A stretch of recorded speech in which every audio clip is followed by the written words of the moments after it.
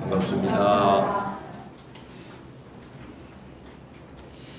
대종사님께서 우리 휴상의 앞날을 이렇게 말씀하시기를 40-50년 절복이요 400-500년 절실이요 400-500년 결복이라 이렇게 말씀하셨어요.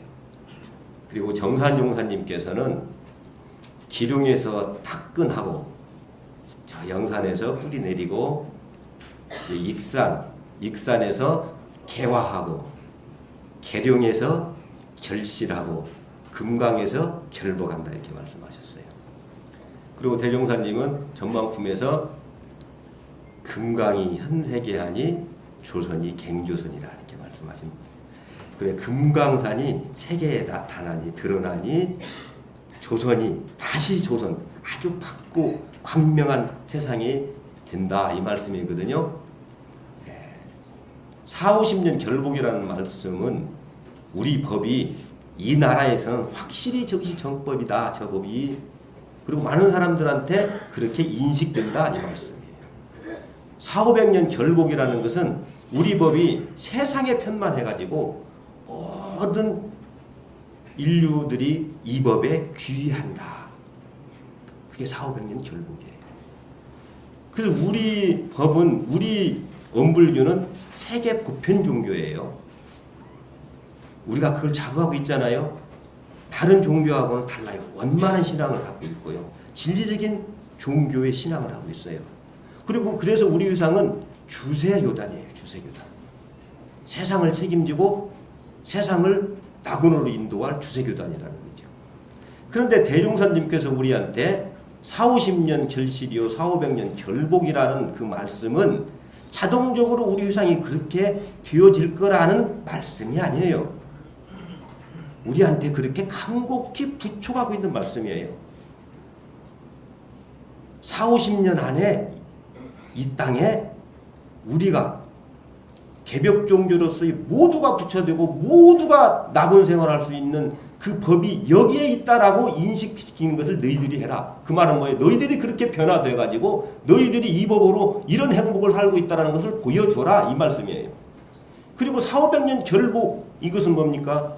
바로 세계의 모든 인류들이 이 법이 정말 내 인생을 구원할 법이라는 것을 확실히 믿게 만들고 거기에 귀의시켜라. 그건 누구한테 책임이 있느냐? 너희들한테 있다라는 부축의 말씀이에요. 우리가 지금 100주년 끝나고 이제 결복기 그 시운을 타고 가고 있어요. 그런데 그것은 기운은 누가 오는 게 아니라 우리가 만들어 가자는 거죠. 오늘 제가 이 말씀을 드리는 건 오늘 우리가 귀한 정말 귀한 우리 성직자, 우리 교역자, 우리 수도자 한 분을 모시게 됐어요.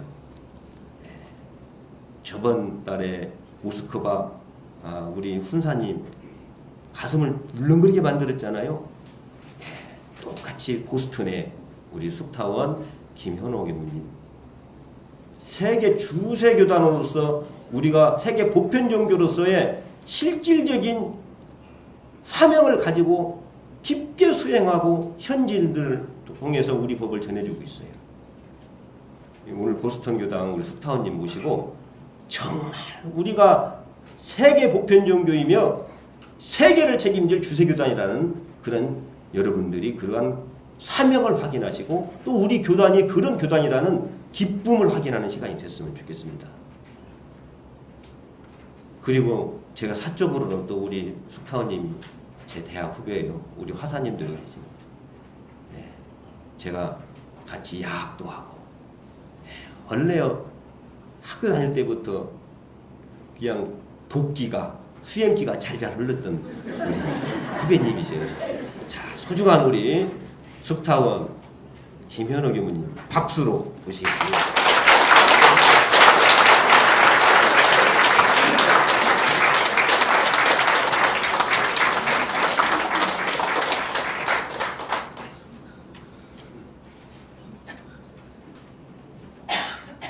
숙타원 김현옥 교무님 모시고 과학시대의 성리라는 제목으로 설교 말씀 받들겠습니다.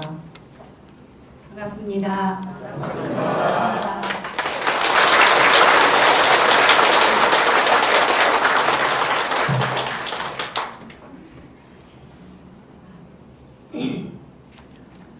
제가 분당교당에 법회를 보러 간다고 하니까 저의 가까운 인연께서 저에게 부탁을 했습니다.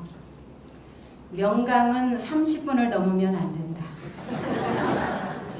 그리고 중간중간에 재밌는 이야기를 넣어야 된다. 그 주문을 받고 제가 이렇게 대답했습니다. 나는 엔터테이너가 아니다. 그리고 위대한 배움이 일어나는 순간은 말하는 이의 입이 중요한 것이 아니라 듣는 이들의 집중도 높은 경청의 귀의 비중이 훨씬 크다. 대답 잘했죠?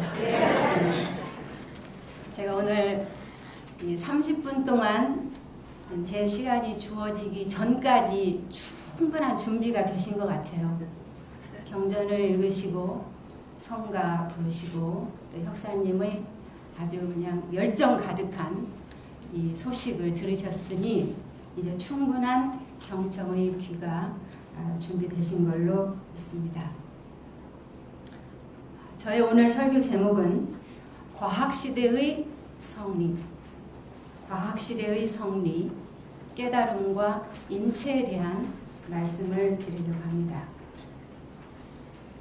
성리품 9장에 대종사님께서 종교의문의 성리를 밝히지 못하면 원만한 도가 아니다 이렇게 말씀하셨습니다. 종교라는 말은 마루종자에 가르칠 교입니다. 저는 이 말씀을 인간이 배울 수 있는 또 인간이 배워야 하는 최고의 가르침이 일어나는 곳이 종교이지 웃기는 얘기하는 것이 아니다. 그러면 인간이 배울 수 있는 최고의 가르침 그것은 무엇이냐? 성리다. 지난 인류 3,000년, 5,000년 역사 동안에 과거의 모든 성자들이 성리를 말씀하셨습니다. 오늘 이 자리에서 21세기의 수행자로 살고 있는 김현호는 성리를 어떻게 정의하느냐? 성리는 인간 사용법이다. 휴먼 매뉴얼이다. 이렇게 말씀을 드리고 싶습니다. 우리 인간이 과학 물질 문명을 충분히 발전시켜서 우리가 만드는 모든 제품에는 유저스 매뉴얼이라는 것을 첨부하지요. 어떤 훌륭한 물품을 만들어내도 사용자가 어떻게 사용할 것인지를 붙이지 못한다면 우리는 그거를 팔 수가 없고 사용자는 그것을 사용할 수가 없습니다. 그런데 정작 우리 인간은 태어나면서 유저스 매뉴얼을 가지고 오는가? 우리가 처음부터 인간이라고 하는 이 생명체를 사용법을 알고 써먹기 시작했는가? 심각하게 질문을 해봐야 하는 시간이라고 생각합니다. 사용법을 모르기 때문에 10대에, 20대에, 30대에, 50대에 인생을 제대로 인간의 몸을 제대로 활용해보지도 못하고 고장이 나는 일들이 99% 일어나고 있습니다. 그러면 이것이 정말 불행한 소식인가? 저는 이 지구상에 인간이라고 하는 생명체만이 자기 존재의 수수께끼, 그 퍼즐을 풀 수 있는 유일한 생명체이기 때문에 우리는 태어나면서부터 유저스 매뉴얼을 가지고 오지 않았다 하더라도 우리는 그 문제를 해결할 수 있는 영지가 있다. 그 근거는 우리가 받들고 있는 부처님이나 성자들인 것이죠. 이분들은 매뉴얼이 없었지만 스스로 질문했어요. 이것이 뭐지? 이것이 뭐길래 생각도 나오고 감정도 나오고 화도 나오고 기쁘기도 하고 도대체 이 안에 어떤 작용 시스템이 있길래 이렇게 되는 것인가? 그 질문을 했던 자들이 성리의 1세대 개척자, 선구자였습니다. 그래서 우리가 그 관찰과 데이터를 통해서 경전이 만들어졌고 그 경전을 통해서 우리는 사람의 길을 배워왔습니다. 그래서 과거의 부처님이나 성자들이 성리를 알아가는 고전, 클래시컬한 방법을 관찰과 몰입과 집중을 통해서 개발을 했다라면은 이제 21세기는 시대가 바뀌어지고 있습니다. 대종사님께서 앞으로 깨달은 과학자가 이 법을 증명할 것이다. 이 법이라고 하는 것은 인간 존재에 대한 성리적인 본문을 말씀하십니다. 이 말씀은 인간 매뉴얼을 만드는 데 시작은 영적 인간들이 했다라면 이제 그 매뉴얼의 완성 작업, 세부 사항은 과학자, 다시 말하면 생물학자, 화학자, 의학자 이런 분들이 인간 매뉴얼을 완성해 간다라고 하는 예언으로 받아들여집니다. 제가 지난 10년, 20년, 제가 미국에 간 지 21년 6개월이 됐습니다. 그런데 지난 7, 8년 전에 저는 이런 책을 봤습니다. Biology of Belief, 신앙의 생물학이라는 책입니다. 또 Relaxation Response, 이완 반응이라는 책입니다. Thanks, 감사라는 책입니다. 제목을 보면은 깊이 수행한 사람들이 쓸만한 주제입니다. 그런데 사실은 이 책들은 생물학자, 의사, 화학자에 의해서 쓰였습니다. 이 내용이 뭐냐 하면 감사 생활을 할 때 우리 몸에 생물학적으로, 생리적으로 어떤 변화가 일어나는가. 우리 원불교의 신앙은 감사 생활이죠. 감사 생활을 20년, 30년 수행하셨을 때 어떤 호르몬이 나오는가. 이런 것을 연구를 하고 있습니다. 그래서 우리 시대에는 신앙과 수행을 통한 인격의 변화가 인체 내부 기관의 구조와 기능과 작용 변화로 충분히 설명되고 측정될 수 있는 그런 과학 시대를 맞이하고 있습니다. 그래서 우리는 21세기에 수행하는 우리는 생명을 보는 새로운 시각, 수행에 접근하는 새로운 태도를 준비해야 할 것으로 생각됩니다. 우리가 인생이 무엇이냐라고 질문을 하면 참 막막하고 굉장히 현학적으로 대답을 해야 될 것 같은 그런 입장에 처합니다.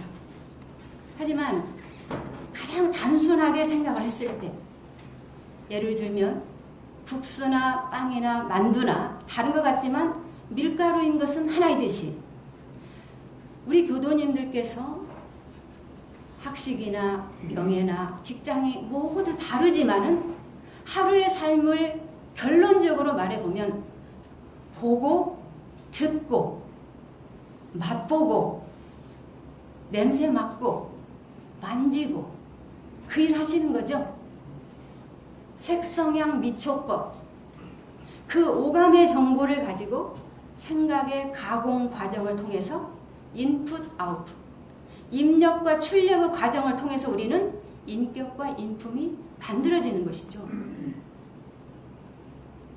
그러면 그런 오감의 원재료와 생각이라고 하는 가공 과정을 통해서 우리는 무엇을 만드느냐?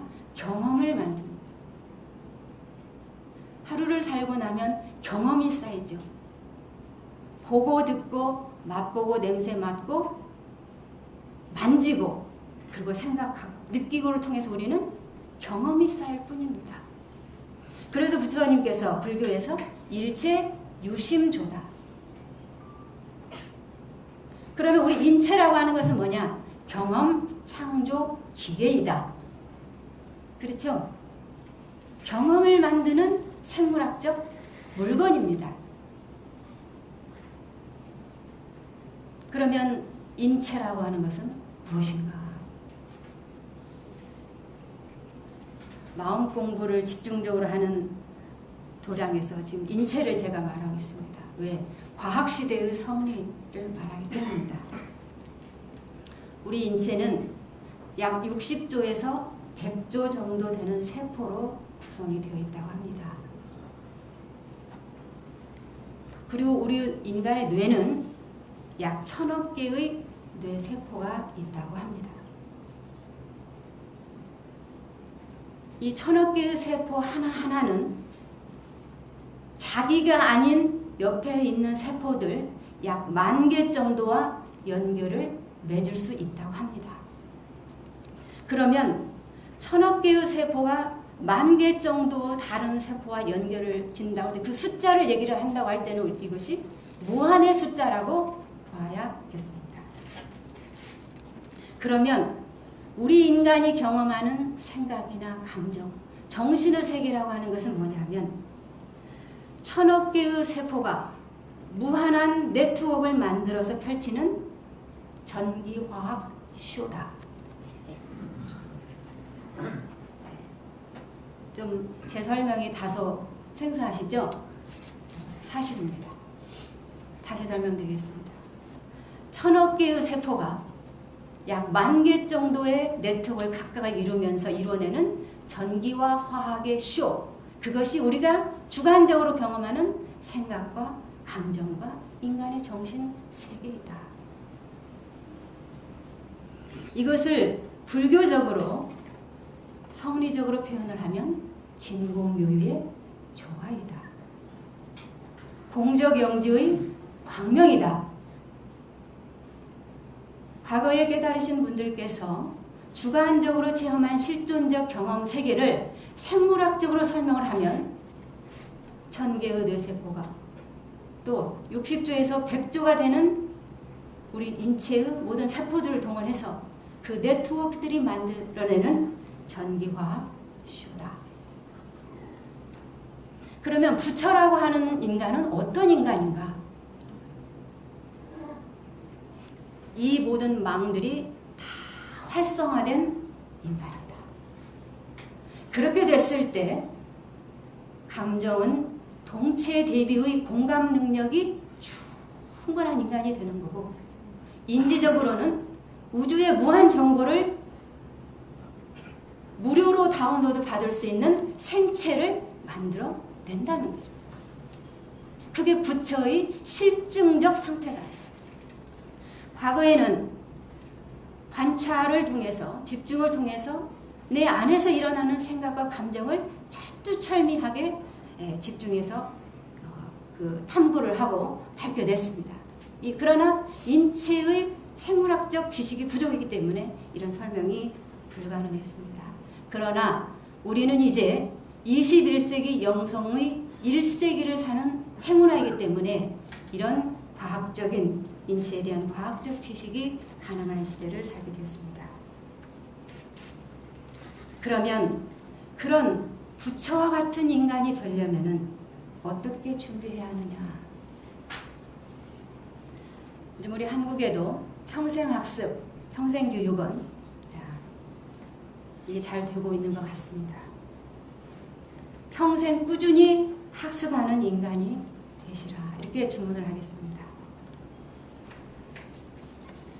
우리가 학습 그러면은 책을 보는 일만이 학습이라고 여러 사람들이 생각을 하시는 것 같아요. 그래서 눈이 어두워서 책을 못 본다 그러시는데, 학습이라는 것은 새로운 경험에 마음을 열어놓는 그 자세가 학습입니다. 미국에서 쥐를 실험을 했어요. 한 유리관에는 쥐에게 놀이기구를 넣어줬습니다. 그러니까 쥐가 공도 굴리고 올라타기도 하고 운동도 하고 활발한 활동이 일어났습니다. 또 한 유리관에서는 아무것도 주지 않은 채 가만히 쉬고 있게 했습니다. 그 다음에 미로 찾기 이 과제를 이제 그 문제를 해결할 수 있게 했는데, 그 유리관 안에서 재미와 즐거움과 보상을 경험한 쥐는 미로 찾기를 빨리 해결해서 다음 칸으로 가서 더 넓은 공간으로 갔습니다.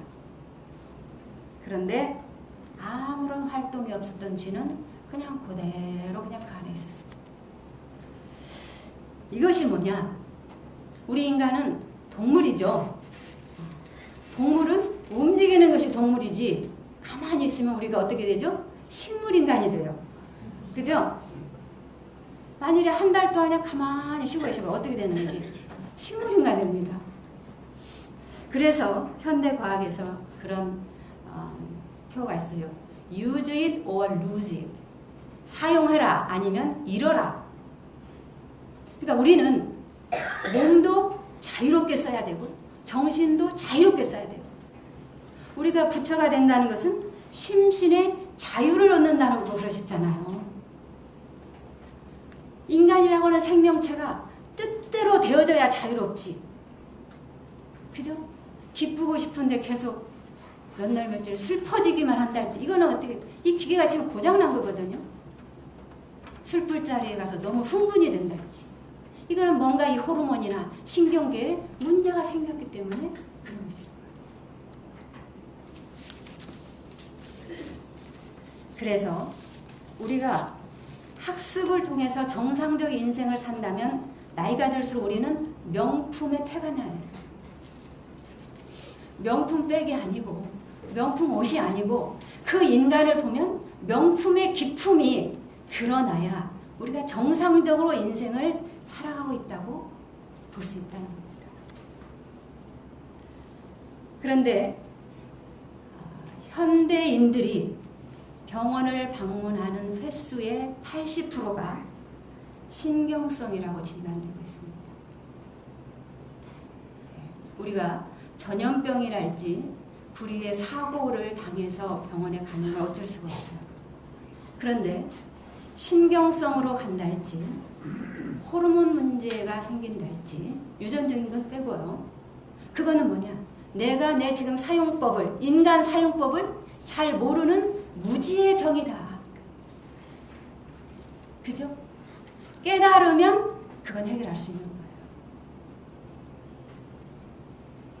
현대 과학에서도 그 문제를 모르기 때문에 다 스트레스라고 하죠. 그죠?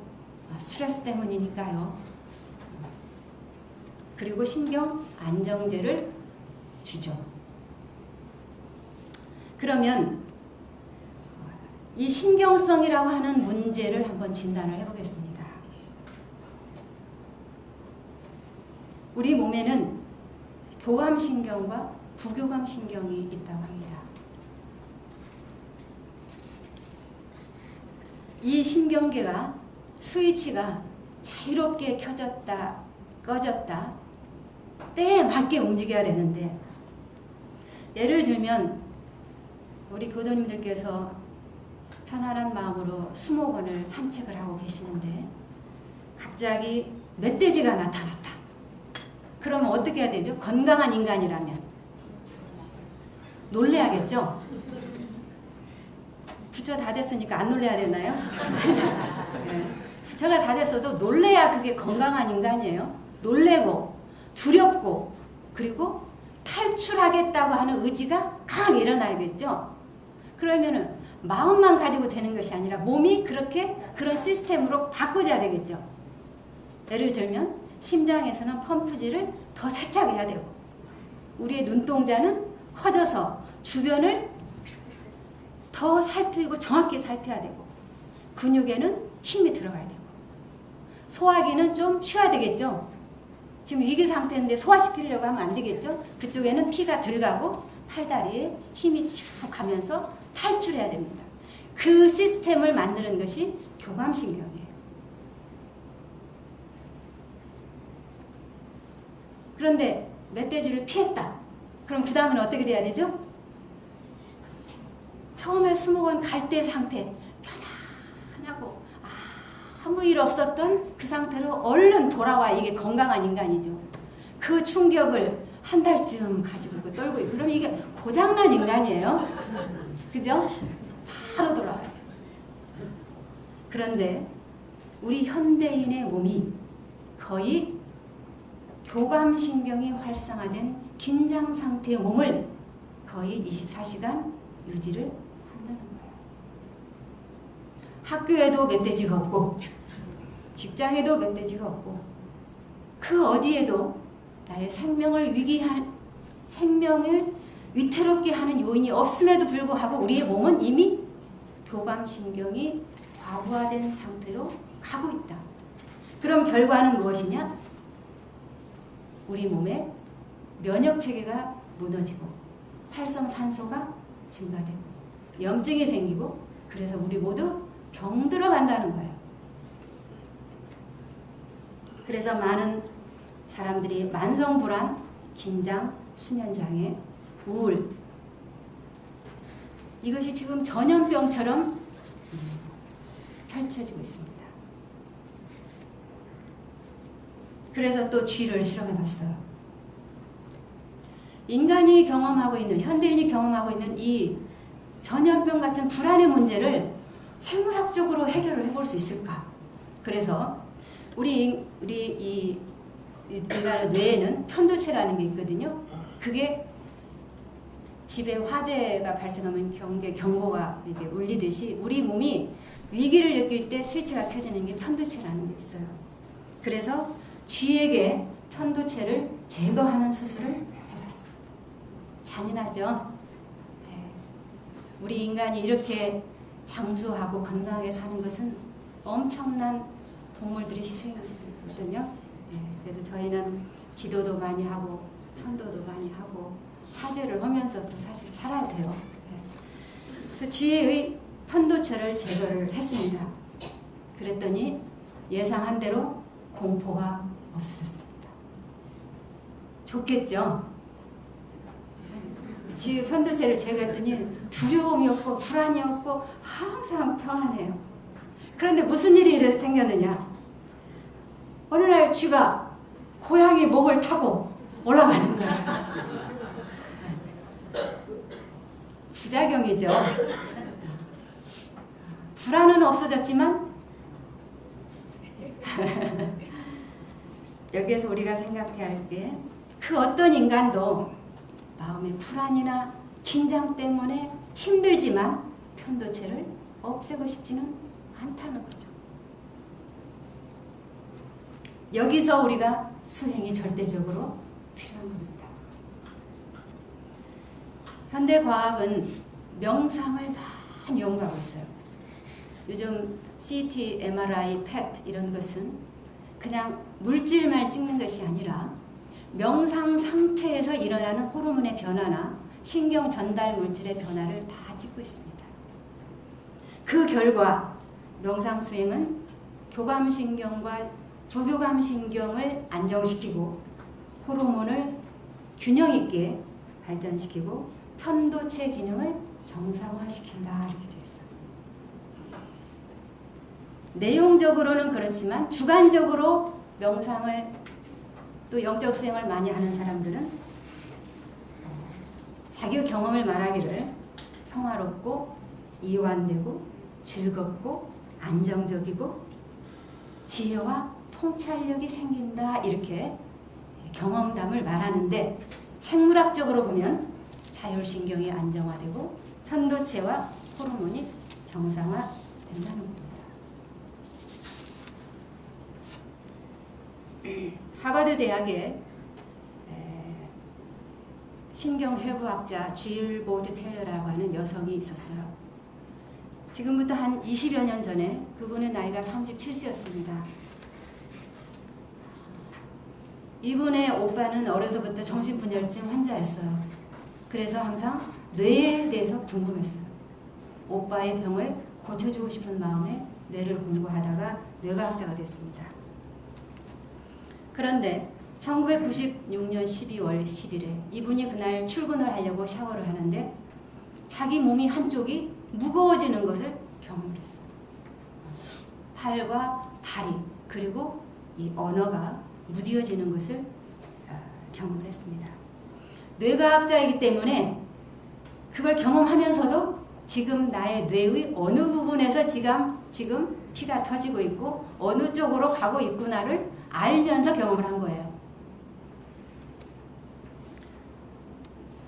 그래서 그분이 이제 하버드 MGH라고 하는 병원에 실려가셔서 수술을 받고 8년 만에 완전히 회복이 됐습니다.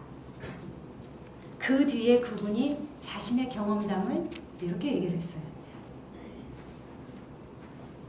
나는 열반을 경험했다. 왼쪽 뇌출혈을 경험해가지고 왼쪽에서 피가 터져서 오른쪽이 마비가 되고 언어가 어둔해졌는데 그분이 그렇게 표현했어요. It was so cool. 아주 기분이 정말 좋았다는 얘기예요. 기분이 정말 좋고 나는 그 순간에 열반을 경험했다. 그러면 많은 수행자, 일생을 통해서 수행하는 사람도 감히 열반을 경험했다라고 말을 못하는데 이 사람이 말한 그 열반의 체험이 과연 무엇인가? 이분이 이렇게 얘기를 했어요. 그 순간에 나는 나와 남이 어떻게 구별되는지를 모르겠더라. 우리가 지금은요, 제가 김현호의 몸은 여기 피부 여기까지고 이게 달잖아요. 다 띄엄띄엄 한 분 한 분 제가 따로 보잖아요. 근데 이분은 그 순간에 어디까지가 나고 어디부터가 남인지를 구별을 못하겠더라고요. 내 몸과 벽의 세포 간의 한계도 없어져 버렸다. 그리고 그때 나이가 이제 37년이고 하버드 뇌과학자니 얼마나 머릿속에 프라젝으로 가득 찼겠어요. 그런데 그 순간에 내 마음이 완전히 사일런트, 고요해졌다. 적적해졌다. 그리고 유포리아, 지복, 환희, 기쁨 그런 것만 남았더라. 그럼 우리가 이렇게 의심해 볼 수 있어요. 수행을 전혀 하지 않아도 저렇게 열반을 경험하면 그냥 수행 않고 뇌출혈이나 한번 일어났으면 좋겠다. 그런 분도 계실 수 있어요. 그죠? 그러나 이분은 정말 운이 좋으셔서 그게 완전히 회복되셨고 뇌과학자이기 때문에 또 자기에게 일어난 현상을 설명을 할 수 있는 것이죠. 그러면 이런 체험이 일어난 과정이 어떻게 됐는가를 제가 설명을 드리면 우리 인간은 좌뇌와 우뇌로 되어 있다는 건 아시죠? 컴퓨터도 듀얼 프로세서 양쪽으로 운영 시스템이 되는데 우리 인간이 정확히 그렇습니다. 좌뇌와 우뇌 두 개의 뇌, 두 개의 인격을 가지고 운전을 한다고 보시면 돼요. 좌뇌는 분별을 해요. 이렇게. 제가 만일에 좌뇌가 완전히 없어지면 막 교도님들을 만지고 다닐 거예요. 분간이 안 되니까 이것이 난지 모르니까. 근데 이렇게 분간할 수 있는 힘이 있는 것은 좌뇌가 있기 때문에 그래요. 분별력. 또 그러면서도 하나를 아는 것은 우뇌가 있기 때문에 그래요. 그런데 이분은 좌뇌의 뇌출혈이 있으면서 좌뇌의 스위치가 완전히 그 순간에 꺼졌어요. 그래서 하나. 우리가 하나가 되면 스트레스가 없어져요. 모든 스트레스는 분별 때문에 생겨요. 상대심, 비교. 우리가 그 마음을 놓을 때 좌뇌의 기능이 약화되면서 우뇌가 활성화되는데 지금 전 인류의 99.9%는 좌뇌형입니다. 우리 모두 좌뇌를 90% 쓰고 우뇌를 10% 쓰고 있어요. 그래서 행복지수가 낮은 겁니다. 우리가 교당에 오셔서 기도하시고 또 성가 부르시고 경전을 공부하시고 법문을 들으시고 이 모든 과정들이 결국은 뭐냐? 운해를 깨워주는 작업이에요. 그런데 우리 인류가 지금 지난 3, 4세기 동안에 완전히 좌뇌형 인간으로 인류를 중독시켜왔어요. 그렇게 훈련시켜왔어요. 우리 일원상 서원문에도 유상으로 보면 무상으로 보면 있죠. 유상으로 보는 것은 운해를 쓰는 거고 무상을 보는 것은 좌뇌를 쓰는 건데 이걸 따로따로 쓰면은 안 되고요. 같이. 유상을 보면서도 무상을 봐야 되고 무상을 보면서도 유상을 보고 그러려면 어떻게 되냐? 운해와 좌뇌가 밸런스를 잘 맞춰요. 그래서 부처를 전뇌적인 인간이라고 해요. 뇌 전체가 고루 발달된 인간, 그게 부처예요.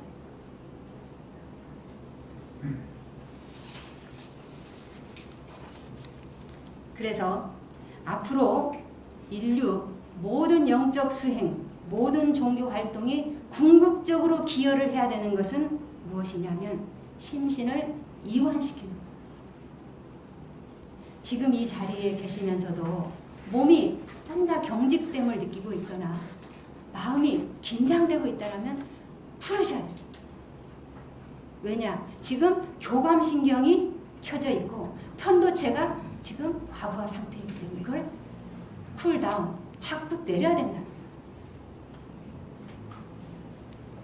그런데 종교 역사를 보면 현대의 아주 큰 종교들도 인간에게 공포와 두려움을 많이 유발시키는 종교들이 있어요. 어리석은 중생들의 두려움과 공포를 이용해서 종교 비즈니스가 되는 그런 일들이 없지 않아 있습니다. 왜냐? 인간이 두려움과 공포에 있을 때 인간은 아주 약해지거든요. 그 무엇도 지푸라기라도 잡아버려요. 그죠? 그러니까 종교의 이름으로, 종교인의 이름으로 인간을 긴장시키고 경직시킨 다음에 길을 제시하는 것은 윤리적으로도 문제가 있을 뿐만 아니라 성리를 모르는 종교다. 종교가 아니다. 그렇죠? 대유사님께서 종교문의 성리를 밝히지 않으면 원만한 종교가 아니라고 그러셨는데 인간을 편안하고 이완시키는 길로 이끌지 못하고 긴장과 경직과 공포와 두려움을 준 다음에 병을 준 다음에 약을 준 다음에 이거는 비즈니스다. 21세기는 인체에 대한 과학적 지식이 이제 보편화되고 민주화되는 시대입니다. 아마 21세기 끝나기 전에 제가 지금 드리는 이런 얘기들이 이제 쉽게 일상생활에서도 얘기되어질 것입니다. 그래서 우리는 앞으로 어떤 자세와 태도를 가지고 공부를 해야 하느냐면 과거 성자들이 밝혀주신 통찰적 직관, 거기에 바탕한 인간 탐구, 성리를 계속 관찰과 집중을 통해서 탐구해 갈 뿐만 아니라 인체에 대한 과학적 지식을 수용하고 업데이트 해가야 된다. 그러면 성부르길에 우리는 고속도로를 타는 것과 같다. 왜? 몸과 마음은 하나이기 때문에 그렇습니다. 마음이 기쁘고 즐거울 때는 우리 몸에 엔돌핀이나 도파민이나 세로토닌, 옥시토신 같은 호르몬이 많이 분비될 때입니다. 또 긴장되고 불안하고 화가 났을 때는 우리 콩팥 위에 있는 부신이라는 곳에서 코티솔이라고 하는 호르몬이 나오는 때입니다. 그런데 수행은 그 호르몬을 스스로 조절하는 힘을 주는 거예요. 불교는 자비의 종교라고 하고 기독교는 사랑의 종교, 원불교는 감사의 종교, 은혜의 종교라고 합니다. 티벳의 달라이라마 스님은 그렇게 말씀하셨어요. 나의 종교는 친절이다. 나의 종교는 친절이다. 사성제 팔정도라고 하지 않고 나의 종교는 친절이다. 이제 우리가 깨달아야 될 것이 있습니다. 사랑과 자비, 감사, 친절이 언어가 다르고 신앙의 행위와 형태가 조금은 다르게 표현될지 모르지만 그러한 신앙적 행위의 결과로서 우리 몸에서 일어나고 있는 생산되는 물질은 하나이다. 기쁨도 하나이고 즐거움도 하나이고 깨달음의 세계도 하나이다.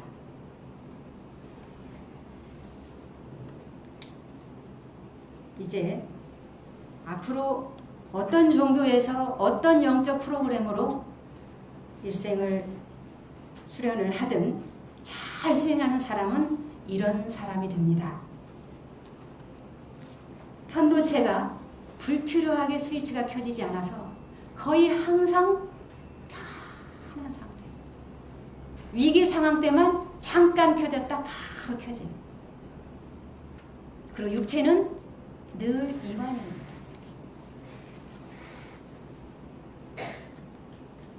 그리고 앞에 이 전전두엽이라고 그러거든요. 뇌 앞에 여기가 활성화돼요. 원숭이와 인간은 뇌에서 크게 다르지 않고 앞부분이 다릅니다. 이 앞부분은 정신적 사고, 깨달음, 의식의 확장이 일어나는 곳이거든요. 공부를 잘 하신 분들은 여기가 환하게 이제 되시는 겁니다. 그리고 혈관에는 행복 호르몬이 줄줄줄 나오게 되는 거죠. 그리고 생각은 항상 집중되어 있습니다. 한 가지만 더 말씀을 드리면 지금 어린아이에서부터 10대까지 많이 앓고 있는 문제들이 뭐냐면은 ADHD라는 주의력 결핍, 과잉 흥분. 그래서 이거를 어떻게 해결해야 될 것인가 연구한 결과 정보 시대에 너무 많은 그 오감 자료들에 어린아이들이 노출된다, 그거를 차단해야 된다 이렇게도 나왔지만은 더 심각한 이유는 음식에 있었습니다. 요즘 아이들이 아이스크림, 빵, 파스타, 탄수화물 과잉 섭취, 그다음에 탄산소다, 음료수 너무너무 많이 마시죠? 이 모두가 탄수화물 과잉이거든요. 당이 높아지면 인간의 정신이 집중이 떨어집니다.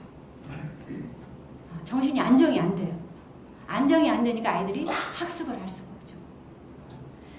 이런 결과들을 주의해야 되는 것은 뭐냐면 수행자로서 물질의 입력이, 음식도 물질이잖아요.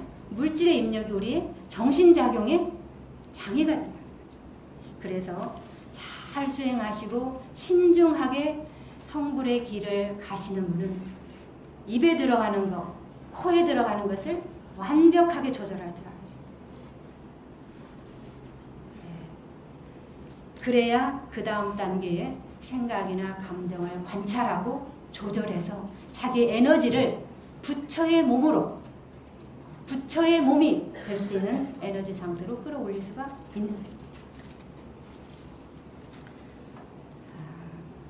지금 우리 교단은 원불교 2세기를 맞이해서 주세교단으로 도약하려고 하는 용트림을 하고 있습니다.